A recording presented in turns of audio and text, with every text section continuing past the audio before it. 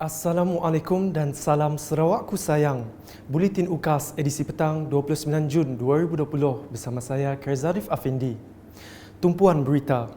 Dalam usaha memelihara dan melindungi ekosistem marin di sepanjang perairan pantai di negeri ini, Kerajaan Sarawak telah memperuntukkan dana sebanyak 70 juta ringgit untuk menanam kira-kira 17,200 unit tukun tiruan di lokasi-lokasi strategik bermula dari Tanjung Datu sehingga Lawas.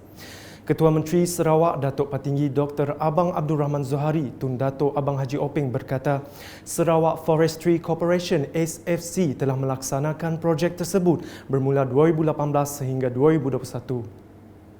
Sehingga kini kita telah memberikan kuasa kepada Sarawak Forestry Corporation untuk memantau sekitar kawasan tersebut. Dan pihak Sarawak Forestry Corporation telah menanam 600 tukun tiruan di perairan Belawai Paloh, 600 tukun tiruan di perairan Lawas dan 1,200 tukun tiruan di perairan Igan Mukah. Dan hari ini kami telah melancarkan sebanyak 1,200 lagi ripol di sepanjang pesisiran pantai Muara Tebas ke Sebuyau. Beliau berkata demikian pada sidang media selepas menyempurnakan majlis perasmian penanaman tukun tiruan di perairan Muara Tebas Sebuyau hari ini. Sementara itu, Datuk Patinggi Abang Zohari memberitahu projek tukun tiruan tersebut akan memberi manfaat secara langsung kepada para nelayan tempatan.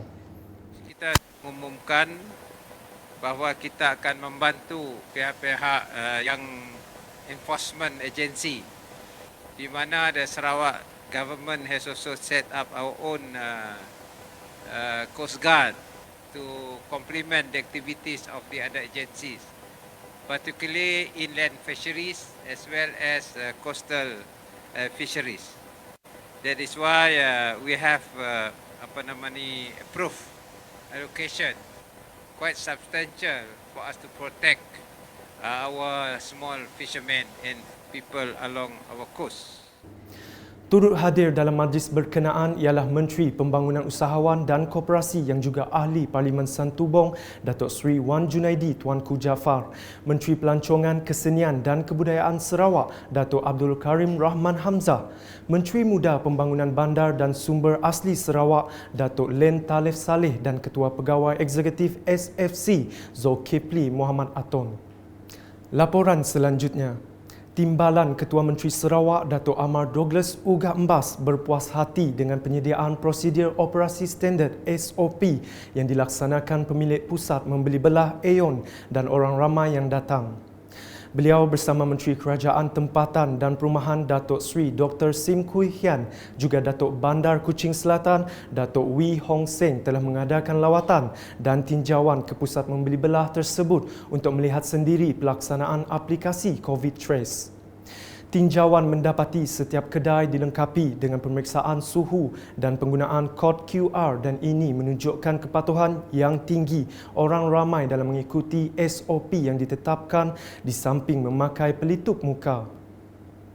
Berikut pula, Kementerian Utiliti Sarawak dan Sarawak Energy Committed memastikan seluruh negeri mendapat bekalan elektrik sepenuhnya menjelang 2025. Menterinya Datuk Seri Dr. Steven Rundi Utom berkata projek bekalan elektrik di luar bandar sebelum ini tertangguh susulan Perintah Kawalan Pergerakan kini telah bersambung semula. Ujarnya menerusi kenyataan hari ini, Sarawak Energy telah menggerakkan kerja-kerja pelaksanaan projek di lapangan bagi memastikan setiap isi rumah mendapat bekalan elektrik.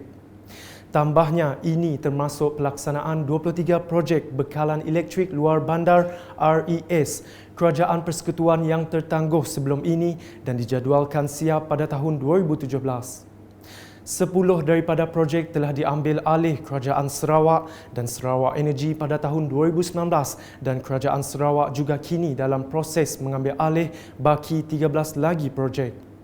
Projek-projek tersebut adalah tambahan kepada 81 projek yang sedang dilaksanakan. Beralih ke berita seterusnya dengan Timbalan Setiausaha Kerajaan Negeri Sarawak Transformasi Sosioekonomi Datuk Seri Muhammad Abu Bakar Mazuki bersama Adun Tanjung Datu, Datuk Amar Jamilah Anu serta rombongan telah melakukan lawatan ke tapak 10 projek rakyat yang telah diluluskan dan akan dijalankan di sekitar Teluk Melano dan Pekan Sematan hari ini. Menurut Datuk Amar Jamilah, semasa melakukan lawatan ke tapak projek rakyat di Teluk Melano dan Pekan Sematan hari ini, projek-projek rakyat tersebut antaranya sudah dalam proses pembinaan dan akan dimulakan dalam masa 2 hingga 3 bulan lagi.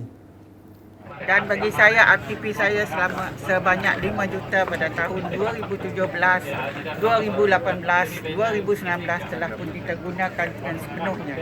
Dan pada 2020, projek yang tengah dalam proses pengundian dan sebagainya. Harap penduduk rakyat di N3 Tanjung Datuk sabar untuk melihatkan pembangunan.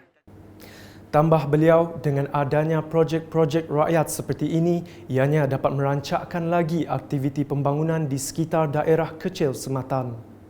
Antara projek yang dilawati ialah seperti tertera. Beralih ke perkembangan harian COVID-19 di Sarawak dengan tiada kes positif dilaporkan hari ini menjadikan jumlah keseluruhan kekal sebanyak 571 kes. Turut dimaklumkan tiada kes sembuh dan jumlah peratusan kes kekal 94.05% atau bersamaan 537 orang. Selain itu, sebanyak 20 PUI baru dilaporkan dan 1 kes masih menunggu ujian makmal. Sekian bersama saya Kerzarif Afindi. Dapatkan berita terkini Sarawak setiap hari dengan melayari portal ukas.sarawak.gov.my, UKAS Channel di YouTube atau melalui Facebook, Instagram, Twitter dan aplikasi Telegram Buletin UKAS. Mengakhiri buletin dengan beberapa perkongsian klip mengenai Sarawak Reef Ball Project yang disempurnakan oleh Ketua Menteri Abang Zohari. Salam UKAS. Kita mula 20 juta. Bola dari Tanjung Datuk sampai ke lawas. Jadi, the longest artificial reef in the world. Yang terpanjang di luar 1,000 kilometer.